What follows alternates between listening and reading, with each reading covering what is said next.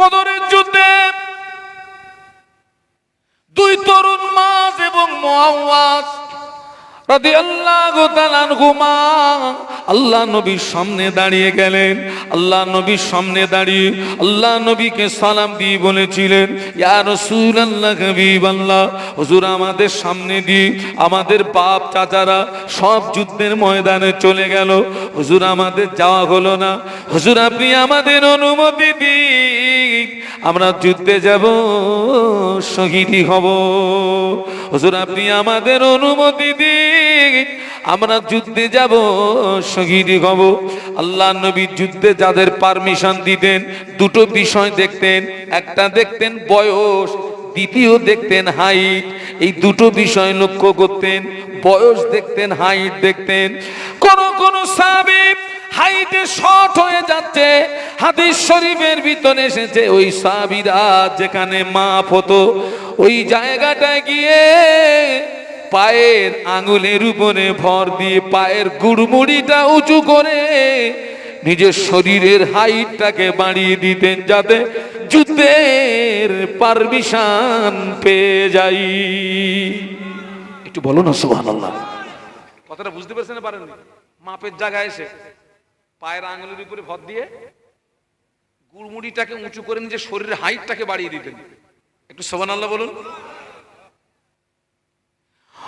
ওই বদরের ময়দানে মাছ এবং মুআওয়াজ তোমাদের মতো তরুণ মাছ মুআওয়াজ আল্লাহ নবীকে সালাম দিয়ে বলেন, ইয়া রাসূলুল্লাহ, ইয়া হাবিবাল্লাহ, হুজুর আপনি আমাদের অনুমতি দিন, আমরা যুদ্ধে যাব, শহীদ হব। আল্লাহ নবী বললেন, কি করে তোমাদের অনুমতি দিই, তোমাদের বয়সটা বড় কাঁচা। দুই তরুণ কাঁদে। আল্লাহ নবী দুই তরুণের কান্না সহ্য করতে না পেরে বললেন, বেশ, তোমরা দুইজন কুস্তি লড়ো, যে জিতে যাবে পারমিশন পেয়ে যাবে। হযরত মাছ বড়, মুআওয়াজ ছোট। মুআওয়াজ মাঝের কানে কানে বলে, ভাই তুই তো আমাকে এক ধাক্কায় ফেলে দিবি, ভাই ভাই তুই তো আমাকে এক ধাক্কায় ফেলে দিবি, ভাই তুই পারমিশন পেয়ে যাবি, ভাই আল্লাহর নামে শপথ করে বলছি, দ্বিতীয়বারে আমি যখন তোকে ধরবো ইচ্ছা করে তুই পড়ে যাবি, তা না হলে আমি যুদ্ধের পারমিশন পাবো না। আল্লাহ নবী দুই তরুণের মনের ভাব বুঝতে পেরে আল্লাহ নবী দুই তরুণকে যুদ্ধের অনুমতি দিয়ে দিলেন। সুবহানাল্লাহ বলতে পারলেন না? মহব্বতে বলতে পারলেন না? মাছ এবং মুআওয়াজ যুদ্ধের ময়দানে চলে গেলেন। নবী পাকের সাহাবী আব্দুর রহমান ইবনে আওফ রাদিয়াল্লাহু তাআলা আনহু বলেন, আমি দুই যুবককে দেখে আমি আশ্চর্য হয়ে গেলাম, বিশাল এই যুদ্ধে দুই তরুণ কেন? হযরত আব্দুর রহমান ইবনে আওফ বলেন, আমি আশ্চর্য হয়ে গেলাম, বিশাল এই যুদ্ধে দুই তরুণ কেন? ওই দুই তরুণ গুটি গুটি পা হেঁটে আব্দুর রহমান ইবনে আওফ রাদিয়াল্লাহু আনহুকে সালাম দিয়ে বলেন, চাচা যান, চাচা যান, আমরা মদিনার আনসারের ছেলে, চাচা যান, আমরা মদিনার আনসারের ছেলে। ও চাচা যান, আমরা শুনেছি আবু জাহাল নবীকে সবচেয়ে বেশি কষ্ট দিয়েছে। ও চাচা যান, আপনি একটু আমাদেরকে দেখিয়ে দেন আবু জাহাল কোনটা। আমরা বাড়ি থেকে নিয়াত করে এসেছি, হয় আবু জাহালকে মারবো, তা না হলে আমরা মরবো, হয় আবু জাহালকে মারবো, তা না হলে আমরা মরবো, যুদ্ধের ময়দান ছেড়ে পালাবো না। জোরে বলতে পারলেন না? মহব্বতে বলতে পারলেন না? বদরের যুদ্ধে কাফেরদের নেতৃত্ব দিচ্ছে আবু জাহাল। মদিনা উড়িয়ে দেবো, দিন মিটিয়ে দেবো, মুহাম্মদকে মিটিয়ে দেবো, 1000 সৈন্য নিয়ে নেমেছে। যে আবু জাহালের ভয়ে মক্কার মানুষরা থরথর করে কাঁপতো। মাত্র দুই তরুণ খোঁজ নিচ্ছে, হুজুর ওই শয়তান কোনটা একটু দেখিয়ে দেন, আমার নবীর সবচেয়ে বেশি কষ্ট দিয়েছে। আমরা দুইজন বাড়ির থেকে নিয়ত করে এসেছি, হয় ওরে মারবো নইলে মরবো, নিয়ত করে এসেছি যুদ্ধের ময়দান ছেড়ে পালাবো না। একটু জোরে বলুন। একটু জোরে বলতে পারলি না? আব্দুর রহমান ইবনে আওফ বলেন, আমি দূরে তাকিয়ে দেখি আবু জাহাল দূরে দাঁড়িয়ে আমি দুই তরুণকে দেখিয়ে দিলাম, ওই যে দেখতে পাওয়া যায় আবু জাহল। আব্দুর রহমান ইবনে আওফ বলেন, আমি নজর করে দেখতে পেলাম দুই তরুণ সিংহের মতো গর্জন করে ছুটে গিয়ে আবু জাহলকে ঘিরে ফেলেছে। আবু জাহলকে ঘিরে ফেলে দুই তরুণ তলোয়ার চালায়, আবু জাহলও পাল্টা তলোয়ার চালায়। দুই তরুণ তলোয়ার চালায়, আবু জাহলও পাল্টা তলোয়ার চালায়।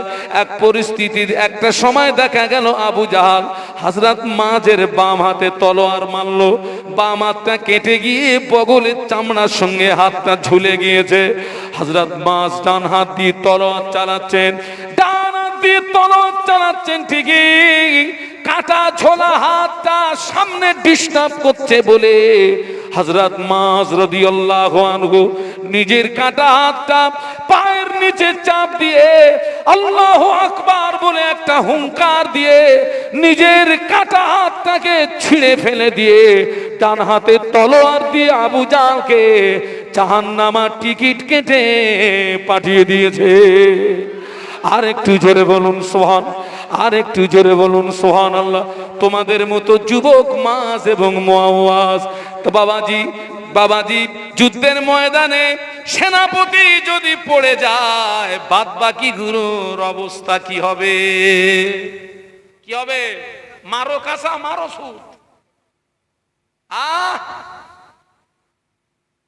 ওই বদরের যুদ্ধে যদি মুসলমানরা হেরে যেত খোকা, দ্বীন ইসলাম এ পর্যন্ত আসতো না, ওই পর্যন্ত কবর হয়ে যেত, ওই পর্যন্ত কবর হয়ে যেত। সেই যুবক তোমরা, সেই জওয়ান তোমরা, আমি তোমাদের ভাই মোহাম্মদ শাহানুর আলম তোমাদের পায়ে ধরে বলে যাচ্ছি, আর মেলায় যেও না, আর গাঁজায় দম দিও না, মেলায় যেও না, গাঁজার সঙ্গে সম্পর্ক তৈরি করো না, তাসের সঙ্গে সম্পর্ক তৈরি করো না, মদের সঙ্গে সম্পর্ক তৈরি করো না। তোদের পায়ে ধরে বলে যাচ্ছি, নামাজের পার্টির সঙ্গে সম্পর্ক তৈরি কর। পৃথিবীর জমিনে বহু পার্টি আছে, ওই পার্টির সঙ্গে সম্পর্ক তৈরি করলে তোকে মদের থেকে পৌঁছে দেবে, ওই পার্টির সঙ্গে সম্পর্ক তৈরি করলে তোকে নারীর থেকে পৌঁছে দেবে।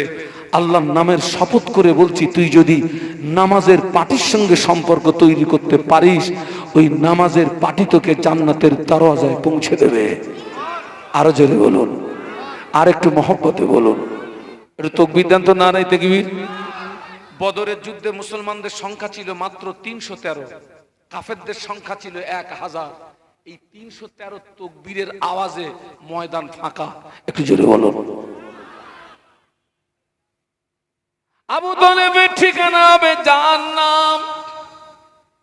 আমি একটু আগে একটা কথা বলে এসেছি, তামাম পৃথিবীর মানুষ নবীকে যে ভালোবাসা দিয়েছেন, ওই ভালোবাসা যদি এক পাল্লায় রাখা হয়, আবু তালেব নবীকে যে ভালোবাসা দিয়েছিলেন, ওই ভালোবাসা যদি অপর পাল্লায় রাখা হয়, আবু তালেবের ভালোবাসার পাল্লাটা ভারী হয়ে যাবে। কিন্তু সেই আবু তালেবের ঠিকানা কোথায় হলো? ভালোবাসা কি কাজ দিল? আল্লাহ নবী বললেন, আল্লাহ পাক আমার চাচাকে জাহান্নামের সবচেয়ে হালকা শাস্তি দেবে। নবীকে ভালোবাসতো বলে ভারী শাস্তিটা দেবে না। আল্লাহ নবীকে ভালোবাসতেন বলে সবচেয়ে হালকা শাস্তি দেবে। ওই শাস্তিটা হলো আবু তালেবের পায়ে দুটি জাহান্নামের জুতো পরিয়ে দেওয়া হবে।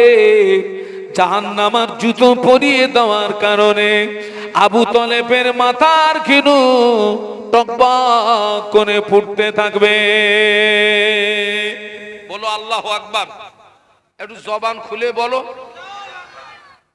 আচ্ছা ভাই, পায়ে যদি জাহান্নামের জুতো পরিয়ে দেওয়ার কারণে মাথার ঘিনু ফোটে, এ মাঝখান ভালো আছে?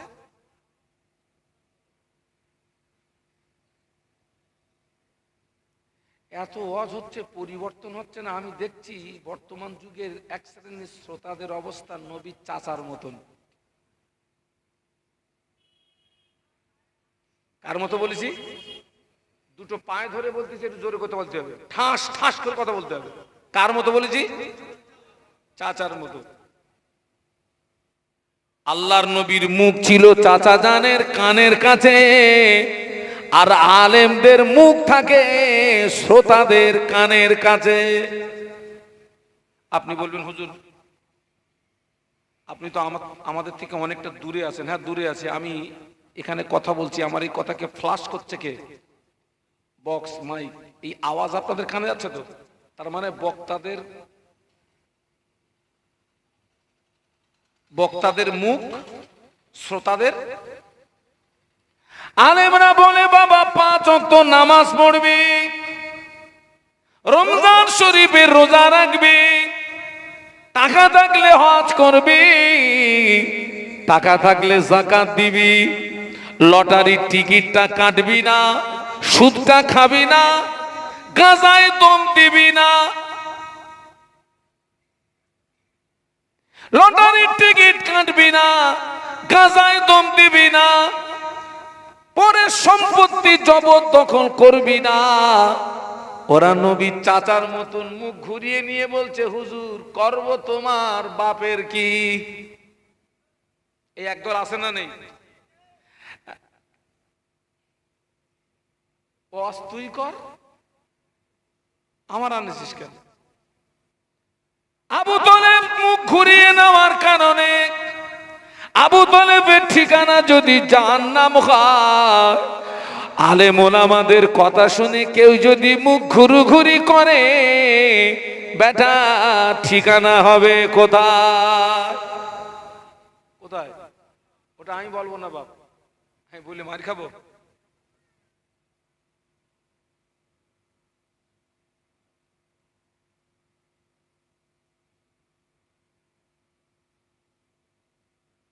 আপনারা বলেছেন ঠিকানা হবে জাহান্নাম। আমিও যদি আপনাদের মতে মত দিই, আমি প্রশ্নের সম্মুখীন হয়ে যাব। কারণ আপনারাই আমাকে প্রশ্ন করবেন হুজুর আবু তালেব তো কলেমা পড়েনি। শ্রোতাদের ভিতরে এক অংশ আপনাদের কথা না মানলেও কলেমা পড়েছে না পড়িনি? বলুন বলুন, পড়েছে তো। আর আল্লাহর নবী বলছেন মান কানা লা ইলাহা ইল্লাল্লাহ ফাদাখালাল জান্নাহ। আল্লাহ নবী বললেন যে ব্যক্তি একবার কলেমা পড়লো, ওই ব্যক্তি আল্লাহর জান্নাতে প্রবেশ করবে।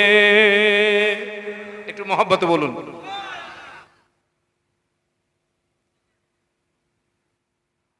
জান্নাত তো খুব সহজ রে ভাই, পড়ো কলেমা ঢোকো জান্নাতে, যেন পুরো মামুর বাড়ি। নবীর হাদিস সত্য। নবী বলেছেন যে ব্যক্তি একবার কলেমা পড়লো, ওই ব্যক্তি আল্লাহর জান্নাতে প্রবেশ করবে। বলুন সুবহানাল্লাহ। আচ্ছা ভাই, নবীর হাদিস সত্য, হাদিস আমার মাথায় থাক। এখন আপনাদেরকে জিজ্ঞাসা করছি কলেমা শরীফের মানে কি? লা ইলাহা ইল্লাল্লাহ মুহাম্মাদুর রাসূলুল্লাহ এর বাংলা মানে কি? আর বাস। আচ্ছা, এই যা মানে বলেছেন, আল্লাহ নবী বলেছেন যে একবার কলেমা পড়বে কোথায় যাবে? জান্নাতে। নবীর হাদিস শুনিয়েছি। কলেমা পড়লে জান্নাত ও হাদিস সত্য। আর এই যে কলেমার মানে বলেছেন, কোনো মাবুদ নেই আল্লাহ ছাড়া, হযরত মুহাম্মদ সাল্লাল্লাহু আলাইহি ওয়াসাল্লাম আল্লাহর প্রেরিত পয়গম্বর। কলেমার ভিতরে নামাজ পড়তে হবে, লেখা নেই। রমজানে রোজা রাখতে হবে, লেখা নেই। হজ করতে হবে, লেখা নেই। যাকাত দিতে হবে, লেখা নেই। গান শোনা যাবে না, লেখা নেই। মদ খাওয়া যাবে না, লেখা নেই। গাঁজায় দম দেওয়া যাবে না, লেখা নেই। তাস খেলা যাবে না, লেখা নেই। লটারির টিকিট কাটা যাবে না, লেখা নেই। এখন আমি শুধু কলেমাটা পড়বো আর ওই ভালো কাজগুলো করব না, আর ওই খারাপ কাজ থেকে জীবন বাঁচাবো না। কলেমায় জান্নাতে যাওয়া যাবে কেন? আরে আল্লাহর নবী তো বলেছেন যে ব্যক্তি কলেমা পড়লো সে জান্নাতে যাবে। আমাকে একজন দলিল দিচ্ছে হুজুর কলেমার ভিতরে তো এই কথাগুলো লেখা নেই। না বলছে ও তো লেখা নেই তো কলেমার ভিতরে। আমি বলি খোকা যদি কলেমার ভিতরে নামাজের কথা লেখা নেই বলে তুই নামাজ পড়বি নি, গাজায় দম দেওয়া যাবে না লেখা নেই তুই গাজায় দম দিবি, ওটা যদি তোর দলিল হয় তুই আমার দলিলটা আগে কেটে দে। কলেমার ভিতরে লেখা নেই বলে তুই মানবি নি, ওটা যদি তোর দলিল হয় তুই আমার দলিলটা আগে কেটে দে। বলে আমি একটা দলিল দিয়েছি, দলিলটা আপনাদেরকে বলবো। আমরা যারা বিবাহিত বরপক্ষ আগে যায় মেয়ের বাড়িতে, কি তাই তো নাকি? যে মাওলানা সাহেব আমাদের বিয়ে পড়িয়েছিলেন, সাদা কাগজে একটা বায়ান লেখে অমুক থানার অন্তর্গত অমুক গ্রামের নিবাসী অমুকের পুত্র অমুকের পৌত্র এত টাকা দেনমোহরের পরিবর্তে তোমার সঙ্গে বিবাহ করিতে আসিয়াছে, তুমি উক্ত বিবাহে রাজি হইয়া সাক্ষীদ্বয়ের সম্মুখে আমাকে উকিল নিযুক্ত করো। এটা বায়ান লেখা হয় না, হয় না? ওই বায়ানটা নিয়ে একজন উকিল আর দুজন সাক্ষী কার কাছে যায়? মেয়ের কাছে গিয়ে উকিল বর্ণনাটা শোনায়, শুনিয়ে বলে মা তুমি বলো আমি কবুল করিলাম। আমাদের সমাজে কিছু মা আছে বলে হুজুর বলা লাগবে না, ফোনে মিটে গেছে। আর একদল মায়েরা আছে তারা ভালো, একটু ফোঁপিয়ে ফোঁপিয়ে কাঁদে, কবুল বলতে চায় না, পিছন দিক দিয়ে ভাবিরা ধাক্কা মারে, কবুল বলতা না হলে ওরে পাবিনি। ও কবুল বলল, বিয়ে হয়ে গেল, বাড়ি আসলো, এক সপ্তাহ রেস্ট। এক সপ্তাহ পরে ছেলেটা মেয়েকে ডেকে বলছে শোনো আমি কি তোমাকে বিয়ে করেছি তুমি কি জানো? মেয়েটা চিন্তা করতেছে আল্লাহ কি পাগল টাগল নাকি, বিয়ে হয়ে গেল, এক সপ্তাহ হয়ে গেল, কত কি হয়ে গেল, এখন আমার বলতেছে আমি তোমার বিয়ে করেছি তুমি জানো, তার মানে কি পাগল? বলছে আমি তো খুব জানি, তুমি আমার স্বামী। বলছে শুধু জানলে হবে না, আজকে থেকে তোমাকে কিছু দায়িত্বের কথা বলছি।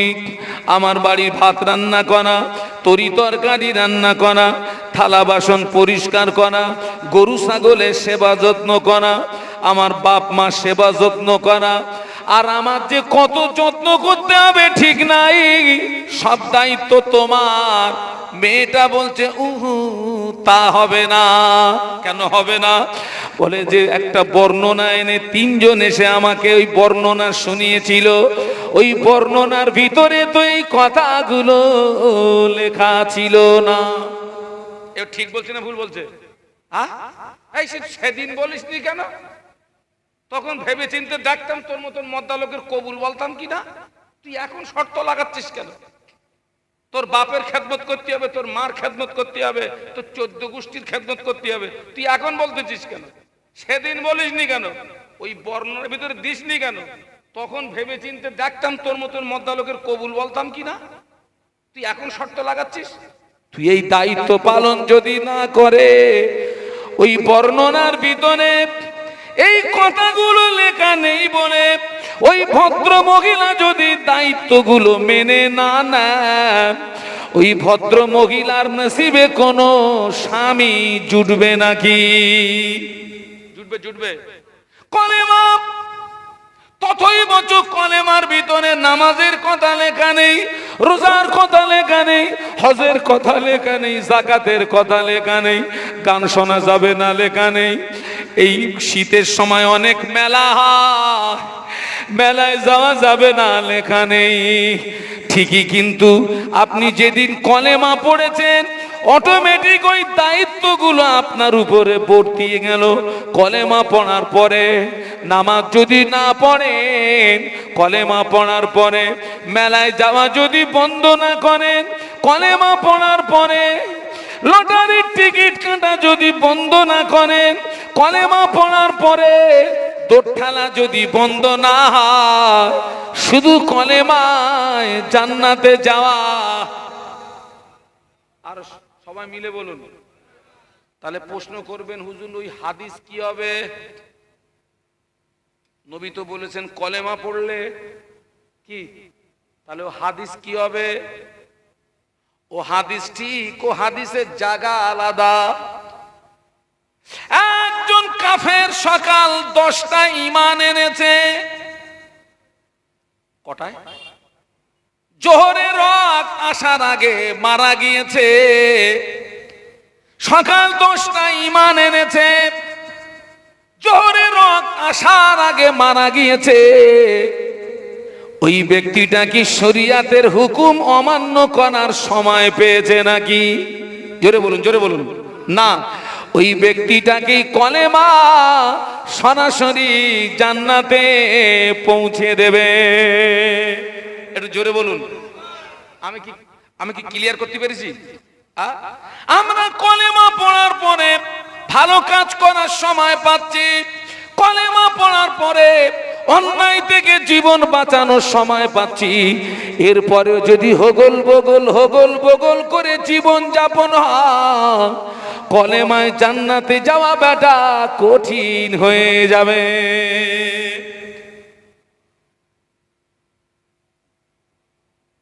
কঠিন হয়ে যাবে। আজকে আমি হয়তো কিছু জায়গায় হয়তো আমি মাজাক করেছি, কিন্তু বাস্তবে আমার এই কথাটাকে আপনার ব্রেনে নিয়ে একটু ভাবুন। আজকে সমাজ তাই হচ্ছে না হচ্ছে না। কতদিন চলবে? কতদিন? হ্যাঁ, এত মাহফিল হচ্ছে। সেদিন একটা মাহফিলে গেলাম, ওই যে ডায়মন্ড হারবার আপনার যেতে গেলে আমতলা রোড দিয়ে যেতে হয়। আমতলা রোড আপনার নাম শুনেছেন তো? আমতলা রোড। দেখছি বারুইপুরে মেলা হচ্ছে, একদম বারুইপুর আপনার প্রপার টাউনে।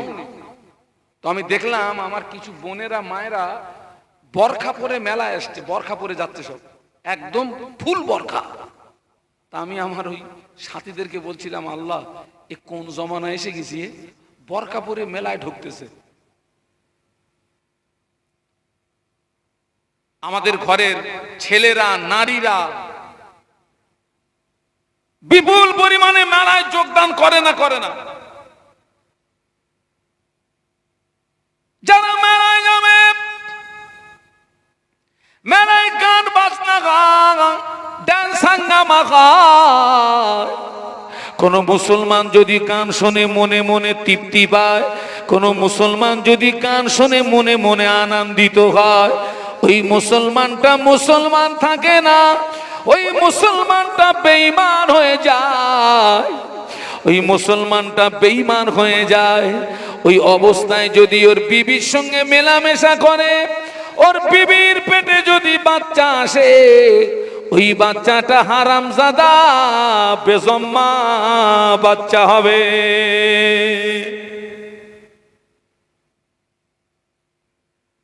রাগ হচ্ছে নাকি? হলে আমার কিছু করার নেই।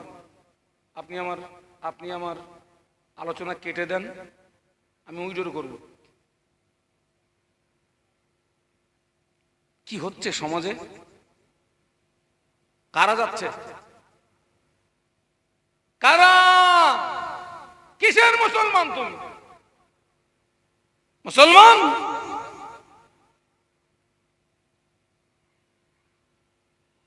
কিসের মুসলমান? আজকে দেখেন না তামাম পৃথিবীর জমিনে মুসলমান মার খাচ্ছে।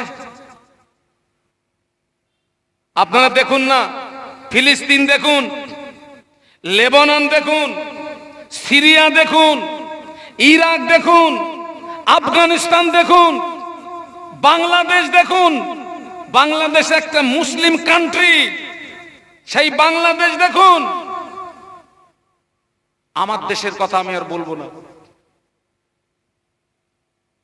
এরপরেও ব্রেনটা খোলে না, এরপরেও ব্রেনটা খোলে না।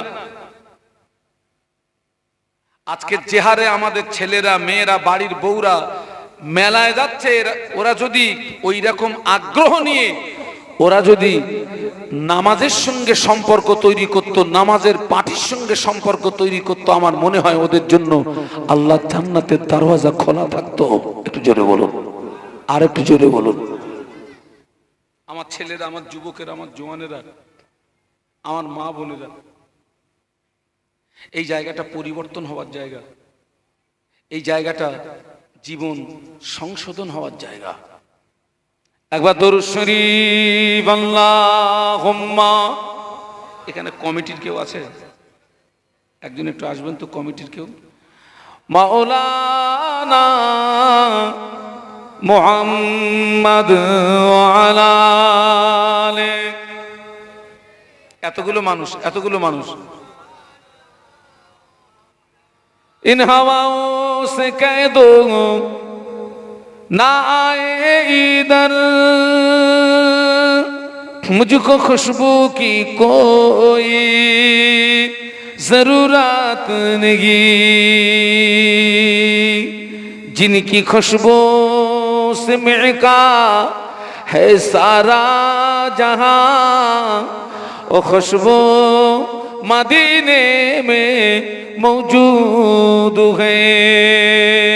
अल्लाहुम्मा।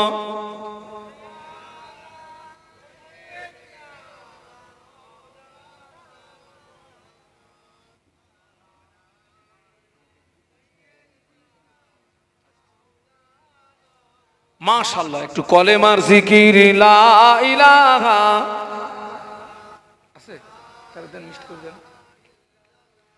লা ইলাহা ইল্লাল্লাহ মুহাম্মাদুর রাসূলুল্লাহ। আল্লাহুম্মা সাল্লি আলা।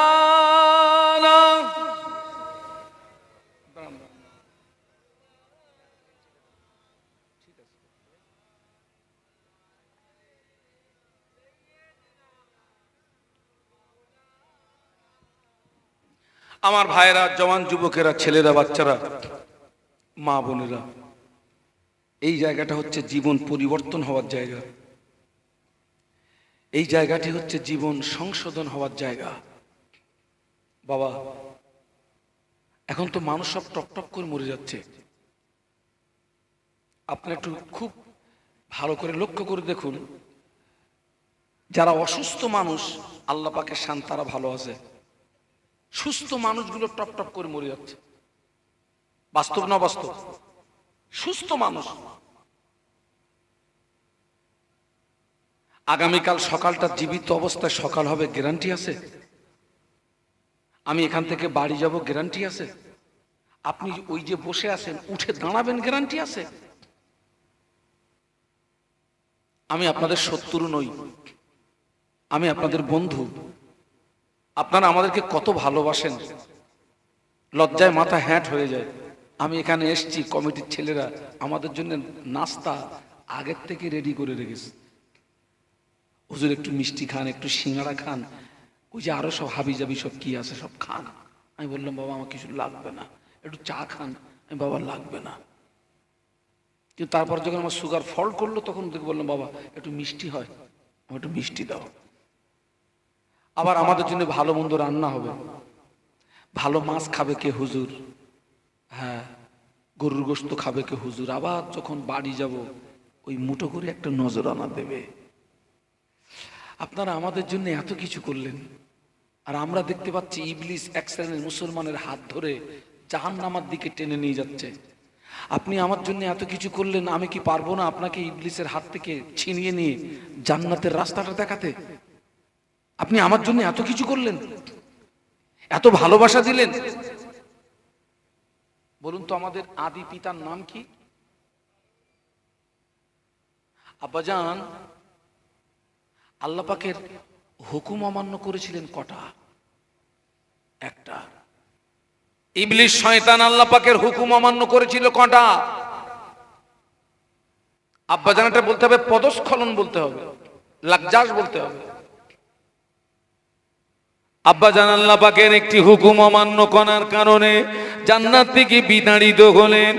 ও আমার ভাইরা, আব্বাজান আদম আলাইহিস সালাম জান্নাত থেকে বিতাড়িত হওয়ার পরে এত লজ্জিত হয়েছিলেন, এত শর্মিন্দা হয়েছিলেন, লজ্জায় শরমে 40 বছর আল্লাহর আসমানের দিকে মাথা উঁচু করে তাকাননি। একটু বলুন সুবহানাল্লাহ। কত বছর বলেছি? উনি যখন জান্নাত থেকে যখন বিতাড়িত হলেন 40 বছর লজ্জায় শরমে আল্লাহর আসমানের দিকে মাথা উঁচু করে তাকাননি, সব সময় কাঁদতেন।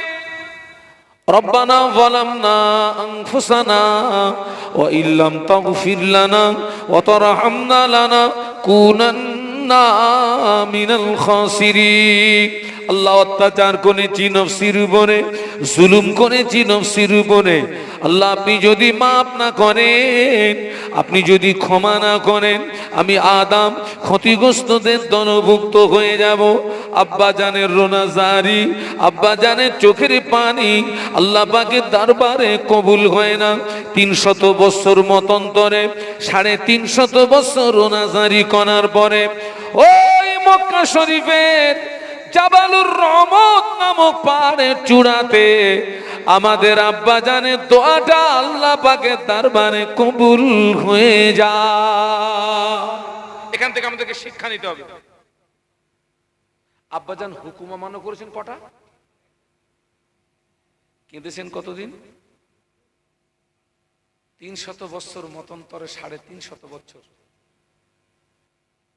আমরা সেই আদমের সন্তান, তো আমরা আল্লাহর হুকুম অমান্য করেছি কটা? গুনাহগাতানি অগণিত। আল্লাহর কাছে কি ক্ষমা চেয়েছি কদিন, কেঁদেছি কদিন? এক্ষুনি যদি মৌত হয়, এই ছেলেরা আমার কথা বুঝতে পারছো না? আজকের রাতে যদি আমার মরণ হয়, আমার অনন্তকালের আখিরাতটা অন্ধকার হবে না আলোকিত হবে? ওরে বেটা, দুনিয়া তো ক্ষণস্থায়ী।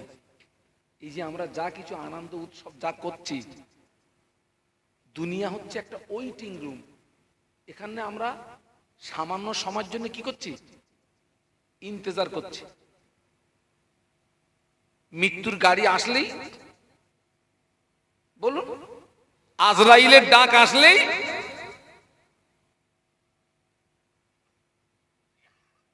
আমরা তো দুনিয়ার খেলায় মশগুল হয়ে গেছি। দুনিয়ার খেলায় মশগুল হয়ে আল্লাহ ভুলে গেছি, নবী ভুলে গেছি, কবর ভুলে গেছি, হাসর ভুলে গেছি, মিজান ভুলে গেছি, পুলসুরাত ভুলে গেছি।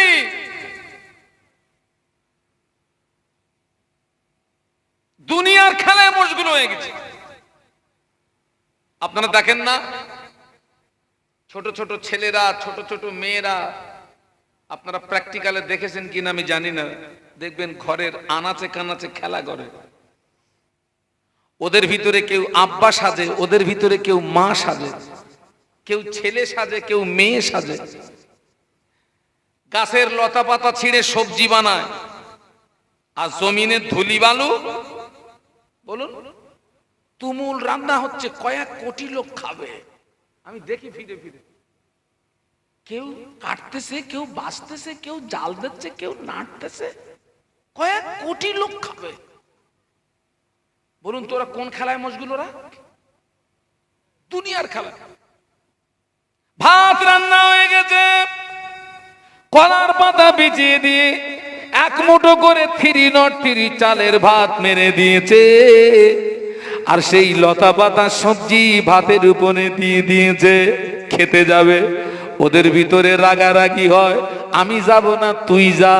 ও বলে তুই যাব না আমি যা। ছোট ছোট বাচ্চা, যা হয় তাই হয়, আমি যাব না তুই যা। আর একজন বলে আমি খাবো না তুই খা। ও আমার মায়েরা, ওরা দুনিয়ার খেলায় মশগুল হয়ে গিয়েছে।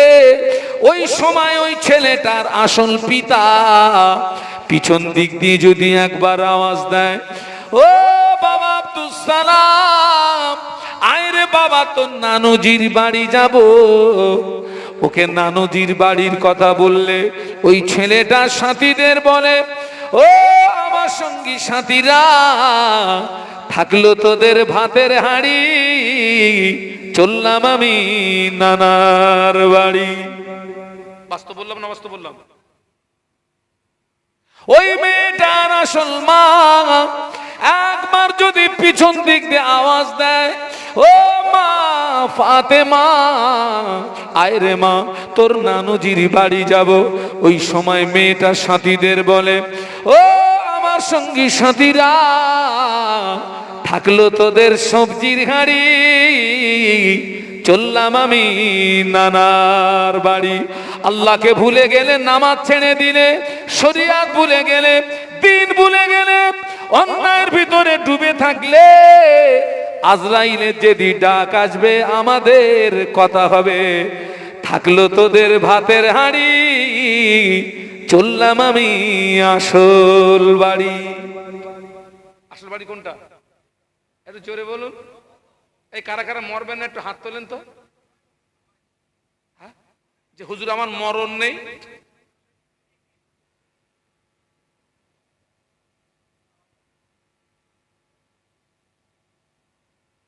আমি কিন্তু আপনাদেরকে হাসির খোরাক দেইনি, এখান থেকে শিক্ষা নেন, এখান থেকে শিক্ষা নেন। দুনিয়া হচ্ছে একটি পরের স্ত্রীর সমতুল্য। পরের বউর দিকে তাকালে লাভ না লস, যত তাকাবি তত গোনা। হ্যাঁ, ওর যদি বিয়ে টিয়ে না হতো তাহলে একটা চিঠি দিয়ে দেখতাম কাছে আসে কি, তো কাজ কমপ্লিট হয়ে গেছে। দুনিয়া হচ্ছে পরের স্ত্রীর সমতুল্য। আজ পর্যন্ত কেউ দুনিয়াকে গ্রেফতার করতে পারেনি, বরং দুনিয়া তাকেই।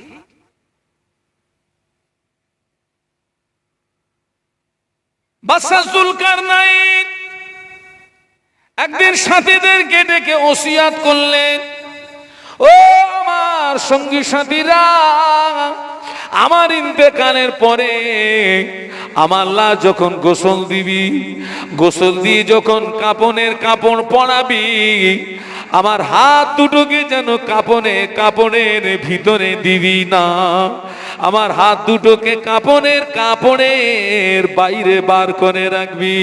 সাথীরা বলে, বাদশা যা বানা, জীবনে বহু ওসিয়ত শুনেছি, এমন ওসিয়ত জীবনে শুনি নাই, কেন হাত দুটো কাপড়ের বাইরে বার করে রাখতে বললেন? বাদশা জুলকারনাইন বলেছিলেন, ও আমার সঙ্গী সাথীরা, আল্লাহ আমাকে বিশাল বাদশাহী দান করেছেন, আল্লাহ আমাকে বিশাল বাদশাহী দান করেছেন, কিন্তু আমার মরণের পরে আমি তামাম পৃথিবীর মানুষকে শিক্ষা দিয়ে যেতে চাই। আল্লাহ আমাকে এত বাদশাহী দেওয়ার পর আমি মরণের পরে খালি দুটো হাত ছাড়া পৃথিবীর কোন সম্পদ কবরে নিয়ে যেতে পারলাম না। বাস্তব না বাস্তব? আমরা এই যা হাফাহাফি করতেছি কিসের জন্য? হ্যাঁ, আমার তো সময় সময় মনে হয় কেউ যদি আমার একটা হেলিকপ্টার কিনে দিত, মানে চার চাকায় দুটো জলসার বেশি টাইম মেনটেনেন্স করা যায় না।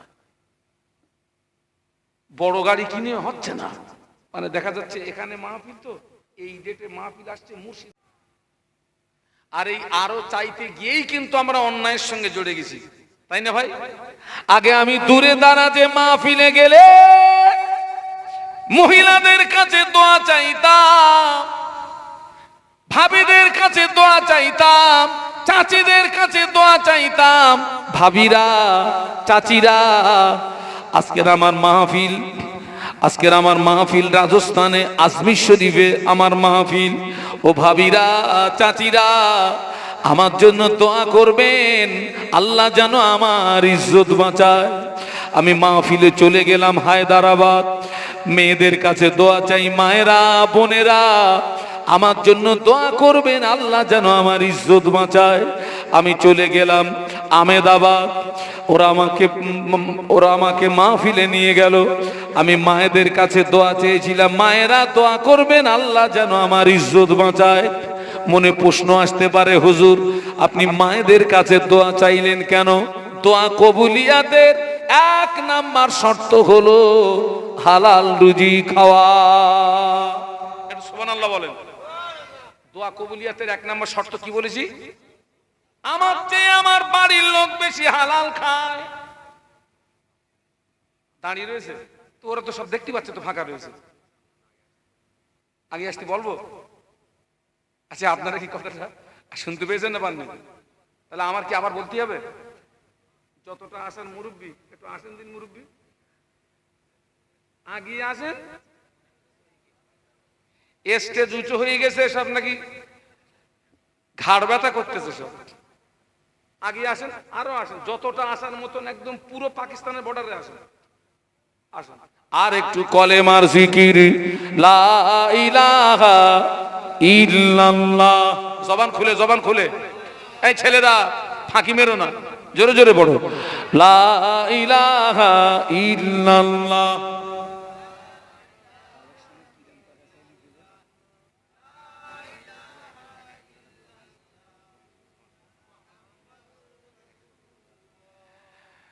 একটু সবাই জবান খুলে বলুন আল্লাহু আকবার। এক খোকা আসো, আসো, বসো, বসো, বসো, বসো, বসো, আসো। দরুদ শরীফ, আল্লাহুম্মা সাল্লি আলা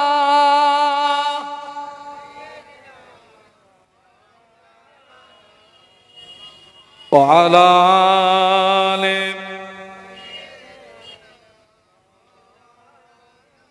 আমি কি বলছিলাম? এই আরো চাই করতে করতে আমরা শরিয়ত বিরোধী কাজের সঙ্গে, আগে আমি দূরে মাহফিলে গেলে মেয়েদের কাছে দোয়া চাইতাম, কারণ দোয়া কবুলিয়াতের এক নম্বর শর্ত হলো হালাল রুজি খাওয়া। আমার চেয়ে আমার বাড়ির লোক বেশি হালাল খায়, কারণ আমার টাকার মধ্যে যদি হারামি থাকে ওটা আমার জন্য হারাম, আমার বিবির জন্য হালাল। মনে করুন আজকের এখানে মাহফিলে আমি বাড়ি থেকে এসছি, বিবির সঙ্গে বলে এসছি অমুক জায়গায় মাহফিলে যাচ্ছি, এখন মাহফিল করিনি, ডাকাতি করে বাড়ি গিয়েছি, আমার বিবি মনে করবে হুজুর রস করে বাড়ি এসেছে, ওই মালটা আমার জন্য হারাম, আমার বিবির জন্য হালাল। এই জন্য আমি মেয়েদের কাছে দোয়া চাইতাম, এখন আর মেয়েদের কাছে দোয়া চাই না। এখন দূরে মাহফিলে গেলে নিজে নিজে দোয়া করি, যা হয় হবে, নসিবে যা হয় হবে, তবে মেয়েদের কাছে আর দোয়া চাইবো না। কারণ এখন সমাজে দেখছি পুরুষদের চেয়ে অধিকাংশ মহিলারা ডবল হারামখোর। এই ঠিক বলছি না ভুল বলেছি? ওই জন্য এখন আর মেয়েদের কাছে দোয়া চাই, যা পারি একা একা করি, যা হয় হবে। আরো চাই, আরো চাই, আরো চাই, আরো চাই। আরো চাইতে গিয়ে আমরা সুদের ভিতরে ডুবে গেছি, আরো চাইতে গিয়ে লটারির টিকিট এখন তো পুরো জায়েজ হয়ে গেছে বাবা, বলুন নাউজুবিল্লাহ। মাথায় টুপি দিয়ে আয়সা বড় দাঁড়িয়ে রেখে মাল আর টিকিট বিক্রি করতেছে, ওরে মনে হচ্ছে কুড়ুল দিয়ে কুপুই ওর। মুসলমানের কলঙ্ক। বাস্তব বলছি না বেশি বলছি? মাথায় টুপি দিয়ে দাঁড়িয়ে রেখে টিকিট বিক্রি করতেছে, গলায় দড়ি দিয়ে মরতে পারিস নি তুই? ওটা হারাম না হালাল? জোরে বলুন, কিরাম হারাম? পুরো হারাম। 10 টাকায় 13 লাখ, 13 টাকায় 36 লাখ। যদি বাঁচতে চাস তো জোন খেটে খা, আল্লাহ রহম হবে। টিকিট খনের নামাজ কবুল হয় না, টিকিট খনের দান খয়রাত কবুল হয় না, টিকিট খনের তাসবিহ তেলাওয়াত কবুল হয় না। টিকিট খন যদি বিনা তওবায় মারা যায়, কিয়ামত পর্যন্ত কবরের আগুন বন্ধ হবে না। শুধু খনের নামাজ কবুল হয় না, শুধু খনের রোজা কবুল হয় না, শুধু খনের দান খয়রাত কবুল হয় না, শুধু খর যদি বিনা তওবায় মারা যায়, কিয়ামত পর্যন্ত কবরের আগুন বন্ধ হবে না। আল্লাহ আমাদেরকে হেফাজত করেন, বলুন আমিন, বলুন আমিন। ছেলেরা এখনো সময় আছে, তোর নিঃশ্বাসটা জারি আছে, তওবা করে ফিরে আয়, तौबा करे फिर आए। सांस जब तक जारी है, तौबा की दरवाजा तब तक खुला हुआ है। सांस बंद हो जाएगा, तौबा की दरवाजा भी बंद हो जाएगा। ये सांस का कोई गारंटी नहीं है, अभी जारी है, थोड़ा बाद रुक जाएगा, कोनो गारंटी नहीं। আমরা ভুল করছি, ফিরে আসুন, তওবা করুন। আবার বলছি, শুনে রেখে দেন, বান্দার গোনা যদি হয় আসমান পর্যন্ত, আল্লাহ পাকের ক্ষমা আরশে আজিম পর্যন্ত। একটু জোরে বলা যাবে? বান্দার গোনা যদি হয় আসমান পর্যন্ত, আল্লাহ পাকের ক্ষমা আরশে আজিম পর্যন্ত। তবে সেই ক্ষমাটা, তওবাটা আজকের না কালকের? আজকের, কারণ কালকে তো জ্যান্ত অবস্থায় সকাল হবে, গ্যারান্টি নেই রে বাবা। আব্বা মা ছেলে মেয়ে একসঙ্গে খাওয়া দাওয়া করে সব ঘুমিয়েছে, সকালবেলা উঠে দেখতেছে বাপ মরে পড়ে রয়েছে। হয়েছে না হয় না? তাহলে ফিরে আসুন, যা হওয়ার হয়ে গেছে, এই পর্যন্ত স্টপ করো। এটা হচ্ছে বুদ্ধিমানের পরিচয়। উত্তম গুনাহগার ওই ব্যক্তি যে গুনাহ করে তওবা করে। উত্তম গুনাহগার ওই ব্যক্তি যে গুনাহ করে কি করে? তওবা করে। ফিরে এসো ছেলেরা, আজকে অত্যন্ত দুঃখের সঙ্গে বলছি, অধিকাংশ জন যুবকগুলো নামাজ পড়ে না। এরা আমার সব সোনার টুকরা। এরা ইসলামের ভিত বুড়োদের রক্তে না, ইসলামের ভিত কাদের রক্তে? ওই যুবকদের রক্তে, সোনার টুকরোদের রক্তে। আর আজকে সেই সোনার টুকরোগুলো আমার মসজিদে আসে না, নামাজে আসে না। সব যুবক খারাপ না, অনেক যুবক আছে আলহামদুলিল্লাহ, 5 ওয়াক্ত নামাজি, আলহামদুলিল্লাহ বলুন। অনেক যুবক আছে, তবে খারাপের সংখ্যাটা বেশি। সর্বনাশ হচ্ছে মোবাইলে। ওই যে কি একটা ফায়ার বেরিয়েছে না, কি পাবজি, 24 ঘন্টা টিকতেছে। কি যে মজা পায় ওতে। ওই সময়টা আল্লাহর ইবাদতে দে, ওই সময়টা আল্লাহ বিল্লাহ কর, আল্লাহকে ডাক। বাঁচাতে পারে কে? একটু জবান খুলে বল না বাবা। মারতে পারে কে?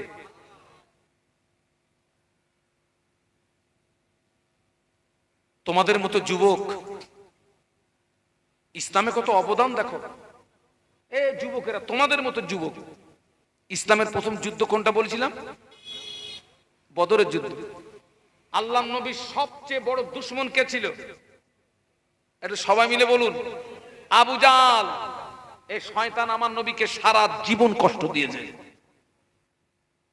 সারা জীবন।